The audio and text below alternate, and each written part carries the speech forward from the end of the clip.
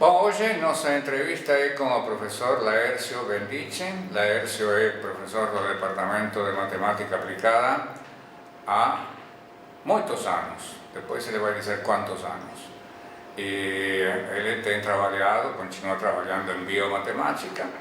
Então ele vai falar disso e de qualquer outra coisa que desejar. Boa tarde, Laércio. Boa tarde. Quantos anos? Olha, que eu sou professor do Departamento de Matemática Aplicada desde 1979. Completei exatamente 40 anos esse ano, né? Agora em outubro. Na verdade, eu fiz toda a minha formação básica fiz matemática pura, eu fiz mestrado em matemática pura e depois estava fazendo um doutorado em matemática pura também, exatamente com a área de grupos aritméticos.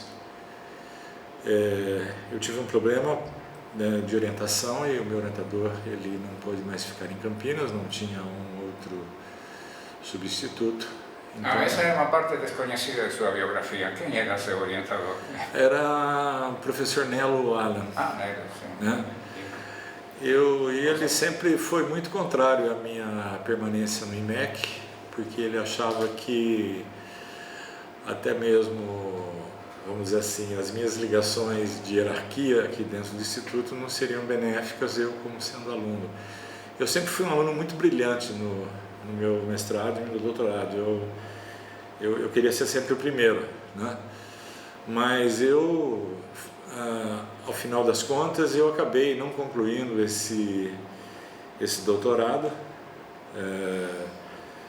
Surgiu uma proposta para que eu fosse para a França, com bolsa do governo francês, estudar com o professor Aitibano Micali.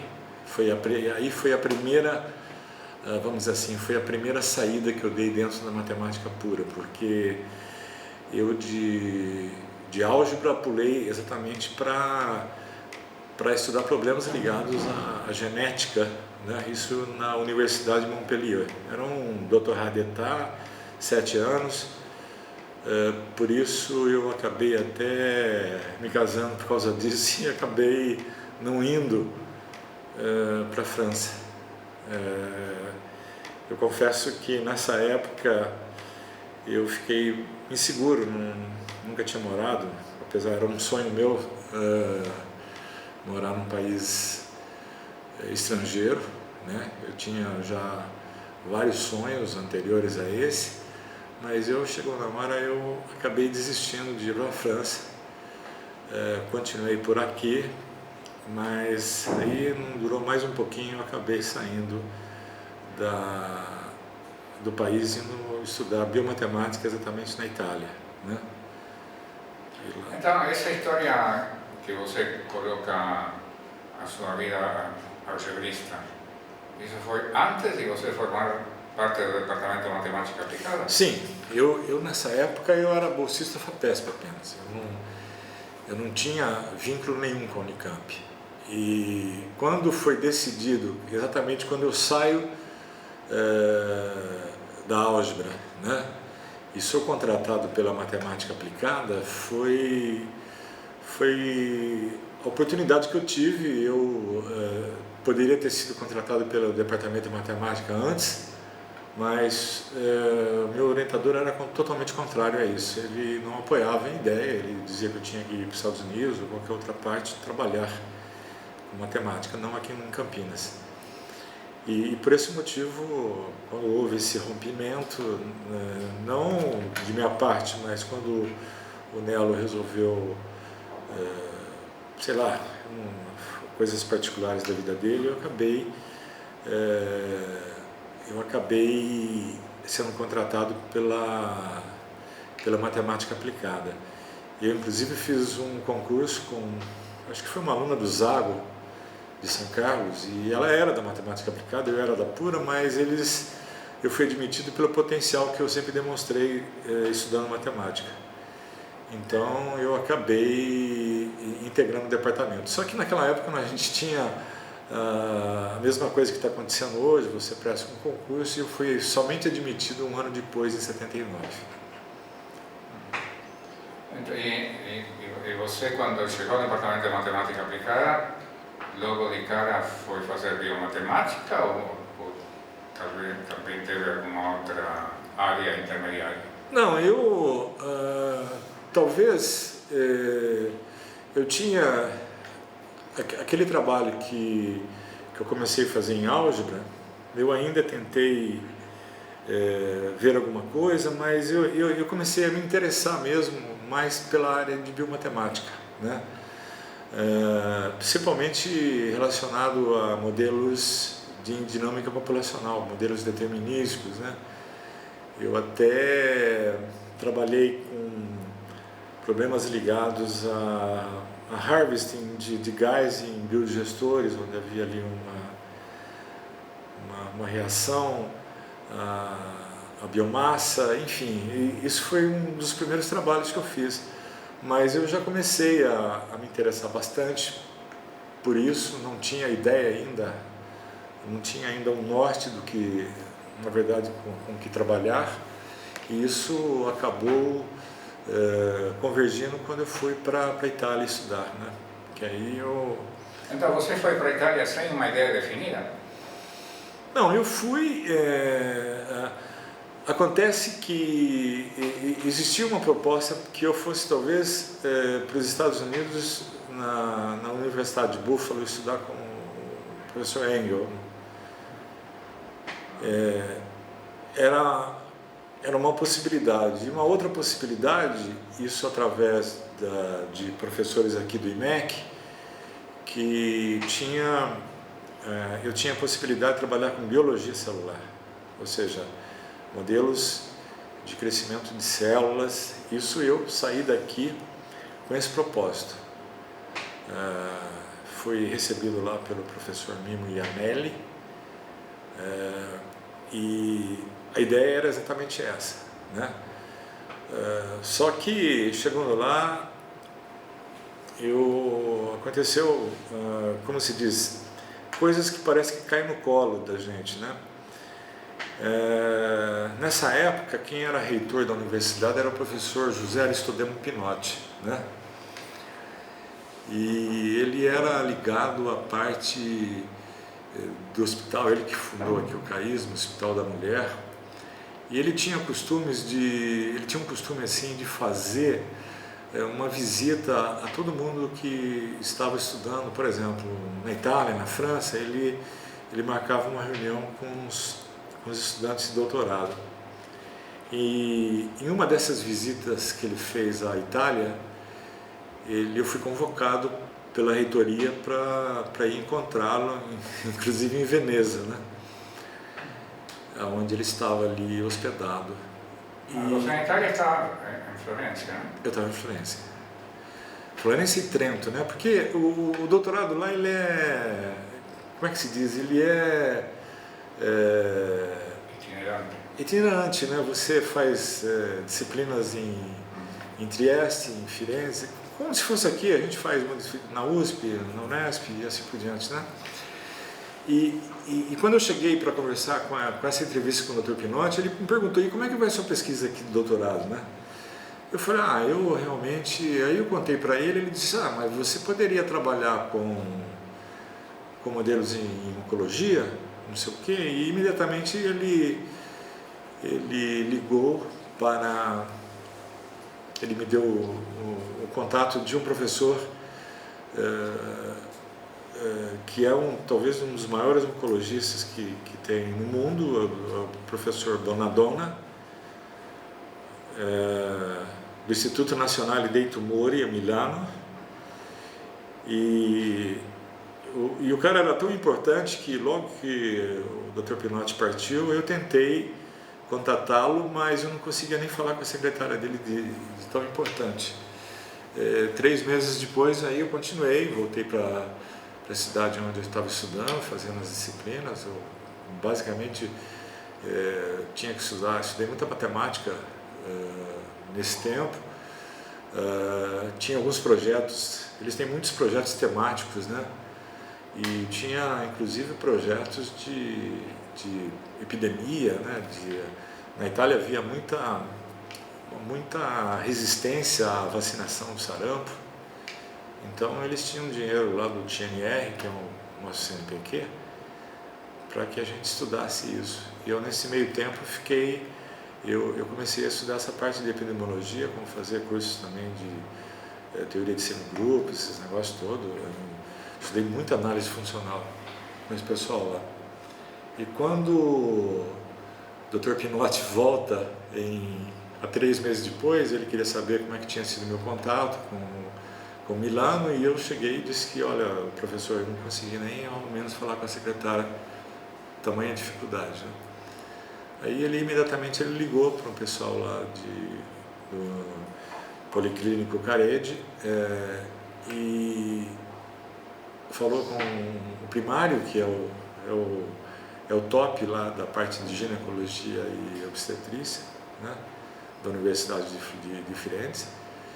E eu fui apresentado pelo telefone e na segunda-feira já estava trabalhando com ele. Eu cheguei numa reunião que tinha mais ou menos 20 associados, um primário, e eles me jogaram um problema que eles estavam estudando lá, que era um problema de resistência que os quimioterápicos apresentam, um problema de mutação espontânea das células tumorais, né? Então aí é que começa o meu interesse em trabalhar com modelos aplicados à oncologia, né? Eu acabei desenvolvendo isso, até isso talvez tenha provocado, porque o meu orientador não tinha muita ideia de um trabalho que eu pudesse fazer, e isso serviu de carro-chefe, né? Eu fiz alguns modelos importantes dentro dessa área, trabalhando com simulações e construindo protocolos ótimos de quimioterapia. Criei um sistema para isso. Depois, para dar uma ênfase matemática, que aí a gente sempre fica assim, né, para dar uma ênfase mais hard para a matemática dentro de um trabalho que eu não fazia doutorado em biologia, eu fazia doutorado em matemática, é que eu acabei estudando esse efeito de fármacos e esse problema da resistência usando como a idade da célula, a medida da célula, e tudo isso deu alguns teoremas importantes para que eu pudesse fazer o meu doutorado, né? Eu me lembro que talvez eu tenha feito 2 trabalhos dentro do meu doutorado, né? Para que eu tivesse essa ênfase matemática, bem mais matemática, que obviamente não tinha nenhuma comprovação de laboratório, e a parte que eu fiz usando equações diferenciais com impulso, estudar a estabilidade disso. Eu já tinha eu fiz algumas simulações com culturas de células tumorais que ele desenvolveu no laboratório in vitro, né? E isso serviu de base para que a gente efetivamente comprovasse a teoria de que, se você tem uma sequência indeterminada de utilizar um determinado quimioterápico, ele vai decrescer, obviamente, mas num determinado ponto ele para de ser agredido, as células sensíveis praticamente tendem a zero, e aí o tumor torna-se todo resistente, né? Isso foi inclusive um dos problemas que, naquela primeira reunião que eu citei, os médicos apresentaram, né? Ou seja, determinar o ponto exato, que ele chamava ponto de Nadir, Nadir Point, né? Que era um número ótimo, né? De aplicações que você deveria submeter o indivíduo para que ele não tivesse problema de resistência. Essa foi meu carro-chefe, né? Isso foi onde que eu despertei mesmo para a parte de doenças, principalmente dentro de câncer. Sua tese de doutorado foi nessa linha, então? Foi. Já foi, eu já... Agora, nessa época, você acabou defendendo o doutorado na Itália ou você defendeu aqui? Não, eu tive um problema porque o doutorado de lá ainda não era reconhecido. Claro, não era uma coisa meio estranha nessa época. É porque o italiano em geral, ele tem lá, na Itália existe uma coisa chamada laurea, né? Sim. Que dependendo do nível da sua laurea, você é capaz de ir para o campo da pesquisa, do ensino, ou da indústria, sei lá, né? Mas eles tinham dificuldade porque nos Estados Unidos tinha o PhD, né? Então, muitos italianos que acabavam indo para a Itália, eles não tinham esse título, né? Então, tinha muito problema de titulação mesmo, né? Então, eles criaram um doutorato de ricerca, né? Na Itália, um convênio entre universidades. Eu tive problemas sérios como é que se chama? De convalidar isso aqui no Brasil, né? Mas isso agora na Itália mudou, né? Quer dizer, agora já fazem a mesma coisa que nos Estados Unidos. Não, agora o sistema é o mesmo. Eu fui a primeira turma. Na França também? Lá a gente tinha o Dr. Radetá, tinha o troisième cycle, que era o mestrado, e depois tem o Dr. Radetá, que era 7 anos de estudos. Na Itália era a mesma coisa, mas agora acho que ficou unificado, né? Hoje não existe mais diferença de titulação entre um país e outro, né? Muito bem, então você volta para o Brasil quando? Em que ano foi isso? Foi em 1986, final de 86. E eu estava com todo o meu trabalho pronto e a ideia era convalidar, mas aí me sugeriram eu fazer eu já tinha parte do meu doutorado feito aqui, então me sugeriram que eu fizesse algumas matérias a gente não tinha doutorado aqui, né? Existia uma ponte na engenharia elétrica, né? Sim. E eu acabei apresentando e por incrível que pareça, hoje eu sou doutor em engenharia elétrica na área de automação de sistemas, né? Com metade do trabalho que eu fiz na Itália, né? E aí, obviamente, eu acho que a partir daí é que você tem que identificar, e isso talvez tenha sido um dos meus maiores problemas aqui dentro do IMEC, foi identificar um grupo que se interesse por problemas que você tem. Eu, naquela época, não era líder de pesquisa, nem tinha noção disso, mas faltou pessoas que pudessem trabalhar comigo. Os primeiros trabalhos que eu fiz depois do meu doutorado foram orientando pessoas ligadas a essa área de trabalhos que eu fiz, muitas outras coisas também ligadas a isso. Nessa época eu tive um convite para passar para a medicina, para a FCM, para trabalhar junto aos pesquisadores lá, porque eles tinham interesse de ter alguém que trabalhasse com modelagem, mas eu recuei em relação a isso. Acho que lá não era lá exatamente não era meu objetivo de vida. Eu acho que eu fui criado aqui, enfim, acho que a minha contribuição deveria ser toda voltada para cá. Agora, a sua volta para o Brasil, para Campinas, quer dizer, não coincide mais ou menos com a formação da área do grupo de biomatemática aqui?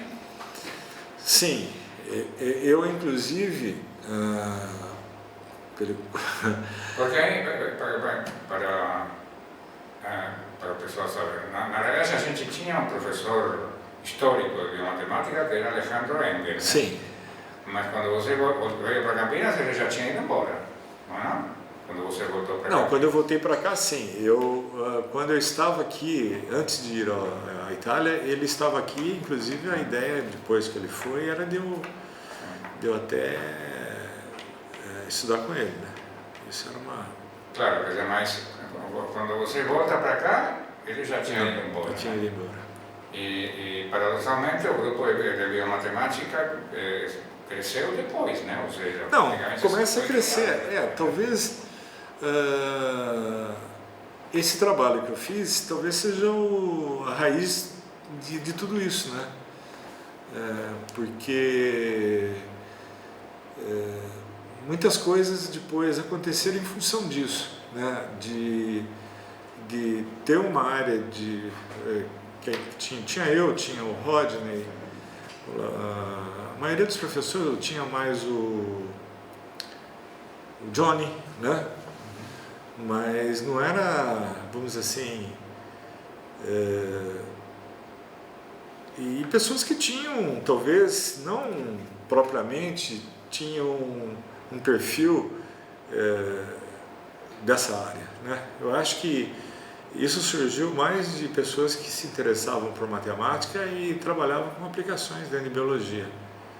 Não propriamente ninguém ia lá fora buscar trabalhos, né? Eu que fui o primordial, e hoje a maioria dos trabalhos que nós temos aqui, eu que vou buscar contato, eu que vou conversar com eles. Você diria que biomatemática é uma coisa diferente de matemática aplicada à biologia ou é a mesma coisa?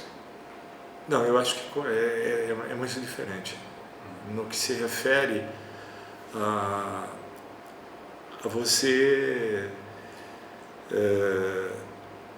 colocar ênfase naquilo que você está trabalhando. Por exemplo, eu acho que, por exemplo, quando eu disse sobre minha tese, eu estudei muitos modelos de crescimento usando equações parciais e coisas assim, de difusão, essas coisas todas, mas sem um propósito de aplicar aquilo ali, né? Então isso para mim é uma matemática que eu faço e depois eventualmente eu posso aplicar algum fenômeno biológico. Ao passo que grande parte dos problemas que nós construímos foi ver o fenômeno em si sem nenhuma matemática elaborada, e aí sim talvez criar a partir daquilo um modelo matemático, para tentar descrever de uma certa forma aquilo que a gente se vê, né? Hoje em dia se discute bastante sobre a formação matemática dos biólogos, né? Muitas graduações, por exemplo, é tradicional que estudantes de biologia não gostem de matemática, apesar disso, parece que a biologia está se matematizando cada vez mais. Quer dizer, você acha que isso deveria ter uma influência na formação básica do biólogo? Que todo biólogo deveria ter uma formação sólida em matemática? Olha, isso aí é uma excelente pergunta e é uma das minhas maiores preocupações hoje. Eu frequentei vários congressos pelo mundo onde essencialmente não eram só matemáticos, eram biólogos e eles tinham conhecimento de análise funcional. Conhecimento? De análise funcional. O que se estuda em matemática, na biologia, em qualquer curso fora do Brasil, é uma coisa espantosa. A parte toda de biologia teórica ou de biologia molecular, você tem uma aplicação intensa de matemática. Tem informática também, né? Sim, informática. Então, por exemplo, o que eu faço hoje aqui? Eu sou um dos professores que tem esse contato com a biologia, com a farmácia.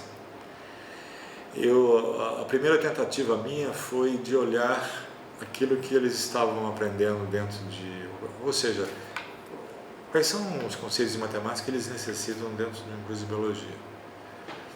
Eu fiz esse levantamento junto a colegas da biologia, os coordenadores, e montamos aqui um curso direcionado para eles. Eu vi alguns conceitos de matemática discreta, cálculo, enfim. E aí aconteceu um fenômeno muito engraçado, porque eles tinham uma correlação muito grande entre matemática e biologia, só que aí eles acabavam não entendendo a matemática e nem a biologia, que eles não tinham ainda conhecimento daquilo. Até o indivíduo entrava aqui, no primeiro semestre ele tinha um curso disso, né? Ele não conhecia nem biologia e muito menos matemática. Então, isso foi, de uma certa forma, negligenciado durante muitos anos, né? Porque o que acabava se fazendo? Vai lá dar um curso de limites, derivada, não sei o quê, sem se preocupar se ela não sabe, não sabe. E a gente sabe que o maior problema do aluno hoje, que ingressa na universidade, é a sua formação básica, né? Todo mundo diz que odeia cálculo, mas não sabe matemática básica, né? Os conceitos que nós temos de cálculo, essas coisas não são complicados, eles são aplicáveis, né? Imagine um curso de cálculo onde você trabalha essencialmente com variações, né? Isso dentro só da física, como da química, como da biologia, que essencialmente eles trabalham com isso, né? Então seria muito fácil de você criar um curso direcionado não só pelo fato de dar a eles, entregar a eles uma formação, como motivá-los para isso, né? Eu, há uns 2 anos, eu tenho feito isso. Eu peguei alguns alunos, não só da biologia como da farmácia, para a gente ficar, a cada disciplina que eles têm lá, a gente está caçando problemas de biologia e... Laércio, desculpe minha ignorância vergonhosa. Existe um curso de farmácia na Unicamp? Existe. Faz tempo? Olha, eu fui professor da primeira turma, foi desde 2008, são 11 anos. Pouco tempo para me lembrar. Não, mas é um curso que, vamos dizer assim, eu acho que dentre os cursos que a gente conhece, é aquele que mais necessita de matemática, não só porque ali é um espectro de química, de física, de biologia, de tudo, né? A primeira aula que eu fui dar para um curso de farmácia, eu falava assim, bom, porque talvez justificar o porquê que um comprimido tem que ser redondo, né? Ou cilíndrico, né? Mas eu descobri muita coisa dentro de matemática que pode ajudar em várias disciplinas dentro da farmácia, principalmente dentro da biologia, né?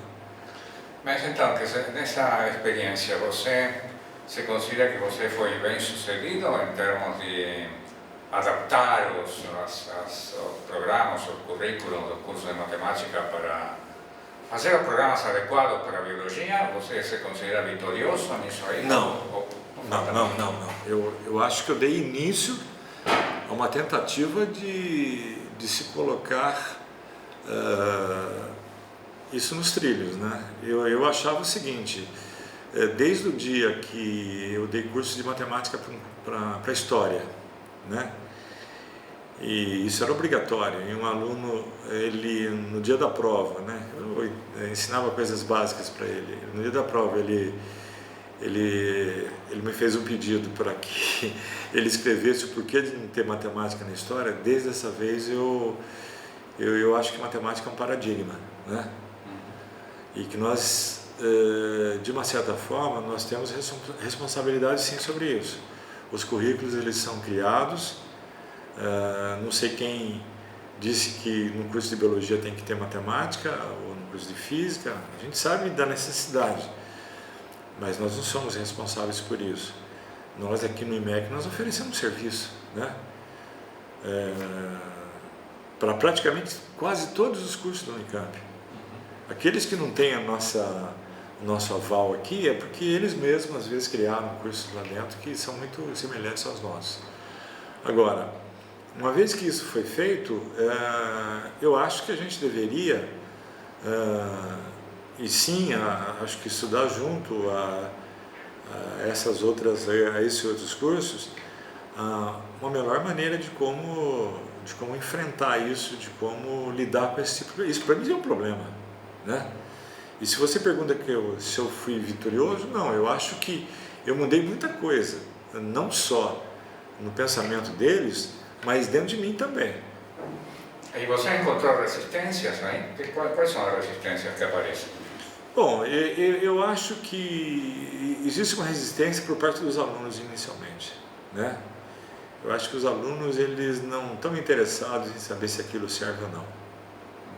Eles não querem, não é prioridade para eles, né? Existem milhões de coisas melhores do que assistir uma aula de matemática. Então, eu acho que essa é a primeira resistência que nós encontramos. Uma outra resistência que eu achei também, às vezes é por parte até de professores que mesmo que fazem parte desse curso, dos cursos que são receptores, né? Que às vezes não tem,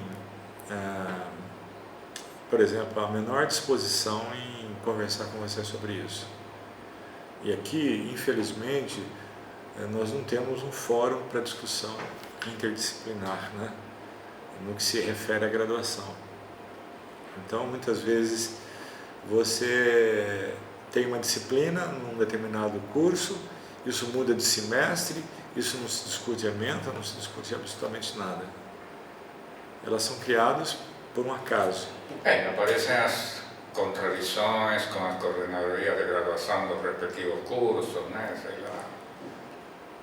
Reprovou demais, como que é? Não, eu acho que os marcadores que eles têm são esses, né? Eles veem o fluxo de alunos, de uma certa forma nós somos avaliados. Eu sempre medi a resistência dos alunos, não pelo fato do aluno sair contente. Assistir uma aula de matemática não é como tomar um sorvete, né? Se toma um sorvete, você sai feliz. Assistir uma aula de matemática, talvez eu seja reconhecido daqui a 10 anos. Opa, aquele professor falou nisso, né? Mas pela procura depois de alguns alunos em querer saber se aquilo continua, né? Entendeu? Como é que se faz para estudar uma coisa dessa? Isso para mim foi uma coisa importante. E no futuro, acho que você deve ter muito disso, né? De saber que tem alunos às vezes que vêm depois de muito tempo, quando são professores, e falar, pô, eu acho que você realmente aquele tipo de mentalidade que você desenvolveu junto a nós foi positiva. Hoje eu lido isso com os meus alunos e vejo a matemática de uma outra forma, né? Porque isso não é instantâneo, né? Isso não é instantâneo. A gente leva cabelos brancos para ouvir uma coisa dessa. Então, me fala um pouco de como, porque você manteve sempre relações e trabalhos conjuntos com médicos, não é isso? Sim. Como é essa experiência? Eu acho que a experiência que eu tive no exterior, trabalhando essencialmente com médicos, eu acho que isso me trouxe um background muito grande, né?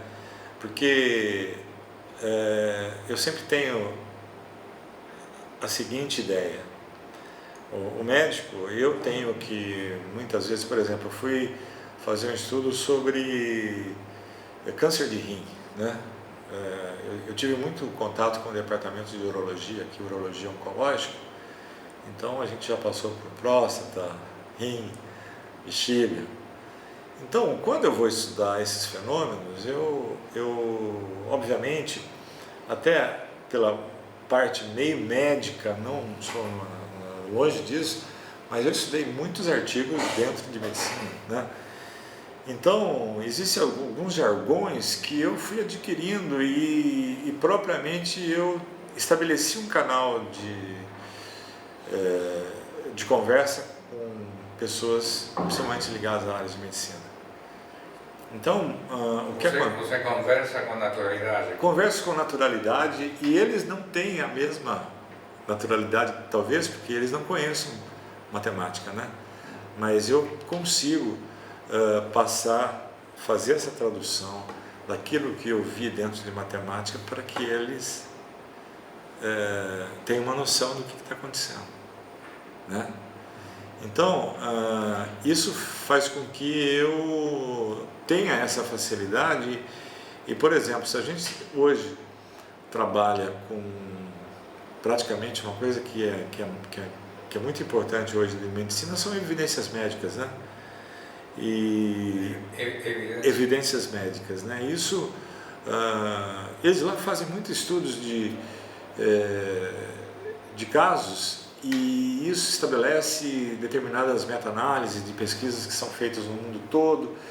Então, um especialista hoje, ele é capaz de responder a qualquer dúvida que você tenha dentro do problema em si, né? Como a gente trabalha, eu essencialmente trabalho hoje com modelos fuzzy, em que a gente analisa determinadas variáveis, faz as combinações lógicas disso, e essas coisas têm que ser ponderadas. Então a coisa fica muito no ponto em que deve ser estabelecido esse contato. Eu tive aqui na Unicamp, eu tive contato com a parte de urologia, com a parte também lá do CAISM, e nós fizemos alguns trabalhos dentro da parte de tocoginecologia, mais trabalhando com problemas também de câncer de ovário, né? Câncer de mama, essas coisas todas, né? E isso faz com que essa facilidade de estabelecer esse contato, acho que amplia em muito, né, a sua capacidade de colaboração. Eu vejo, a gente observa isso, às vezes muitos especialistas de uma outra área, ou de uma área que não tenha muito a ver com a gente, às vezes eles procuram IMEC, às vezes ou para ver algum tipo de problema sobre estatística, alguma análise que eles têm que fazer, mas eu vejo, por exemplo, que hoje em dia, aqui na Unicamp, tem muita gente que trabalha com problemas de imagens. Sim. Né? E nós temos aqui um poder imenso de fogo em relação a isso. Né? Agora, precisa alguém ir buscar isso lá fora. Né? Isso que a gente... porque o contato, Mário, não se estabelece por si só. Porque você estuda uma coisa de uma área e o outro tem uma coisa afim, e aí não é bem assim. Isso eu já notei, não só nisso, como em outras coisas que eu fiz na minha vida, né? Que a gente precisa de fato de estabelecer um vocabulário de pelo menos 100 palavras aí para você poder conversar com outro especialista, né? Atualmente você está trabalhando com algum médico, com algum problema? Atualmente, existe uma preocupação muito grande, porque até então existe um número que eles estabelecem, que é uma análise nuclear da célula, se chamasse do índice de Fuhrmann, isso para câncer de rim. E até hoje isso é utilizado pela literatura e também pela parte clínica como um marcador, como um fator preponderante para ver a malignidade de um determinado tumor. Ou seja, qual é a propensão de sobrevida, qual é a propensão de metástase, tudo isso que é indicado por esse marcador, por esse índice. E existe uma corrente muito grande hoje que esse índice não é tão fiel assim, né? Que tem casos que foram constatados que eram graves e que esse índice era baixo, né? Então nós começamos a fazer isso, isso aí a gente está trabalhando ainda. Há alguma polêmica com o câncer de próstata também, em termos de eficiência do exame do PSA? O PSA é um falso positivo, né? O grande problema é o falso positivo? Esse é um falso positivo, porque você imagina uma coisa, como é que... Nós construímos aqui, e inclusive está à disposição de toda a comunidade, que é um software para, dado o PSA, mais aí já envolve um caso clínico, né? Que esse é o mais importante, dentre todos os fatores que nós temos, o mais importante é o exame de toque, dentro do estudo. E aí, uma vez feito o exame de toque, se existe um PSA fora do normal, é recomendado fazer uma biópsia. E essa biópsia, que em geral, ela tem uma chance de apenas 20% detectar algum tipo de anormalidade, imagine 20%. São coletados 19 pedacinhos de sua próstata e a chance de se detectar alguma coisa é 20%, para você ter uma ideia. 20% supondo que a coisa existe. Supondo que a coisa existe. Então, o que acontece? Se der negativo, não significa que não exista nada, né? Então, agora, se der alguma coisa, nesse sentido, sim, aí você tem uma escala, como aquela forma, existe uma escala, um score chamado Gleason, que é analisar a pior parte na lâmina e a melhor parte. Isso faz uma média e se estabelece uma nota, né? Mas eu já vi pelo menos um paper mostrando que em termos de sobrevida dos homens, né, que com câncer de próstata, mas que submetidos a tratamento e submetidos a exames, a pessoa que faz os exames todo ano, etc. e tal, e em relação a que não foram submetidos a exames, bom, eu não posso citar cuidadosamente, né, mas foi meu clínico que me mostrou na realidade. Meu clínico é meio cético em relação a esses exames. Dizendo que, no fundo, a sobrevida é a mesma, né? Quer dizer, que não essa teoria, essa posição dos urologistas de que tem que fazer o exame rigorosamente, que não se justifica tanto estatisticamente. Você tem alguma posição sobre isso? Olha, eu acho o seguinte, a gente precisa analisar sobre dois aspectos, né? O indivíduo que não faça nenhum tipo de exame. Aqui no IMEC nós temos vários colegas que não fazem, até por uma questão de pudor, né? Mas o câncer de próstata ele tem um crescimento muito lento. Então, se você pode detectar alguma coisa aos 50 anos, ele só vai te dar algum problema quando você tiver seus 70, 75 anos. Porque a próstata é uma cápsula dentro de você, é importante para várias coisas, mas esse tumor que, em geral, às vezes é ligado até à quantidade de gordura que você tem no corpo, né? Isso aí existe uma correlação muito forte de aliar colesterol, triglicérides ao câncer de próstata, como qualquer tumor também. Tem a parte genética que conta, mas você pensa o seguinte, durante um certo tempo ele fica encapsulado dentro da próstata, esse tumor. Depois ele pode ficar ao redor, na região, ele não viaja. E aí, aos 75, 80 anos, é que ele vai trazer algum problema para você. E os problemas são sérios, né? Porque não é propriamente em relação à próstata, mas aonde ele vai se alojar.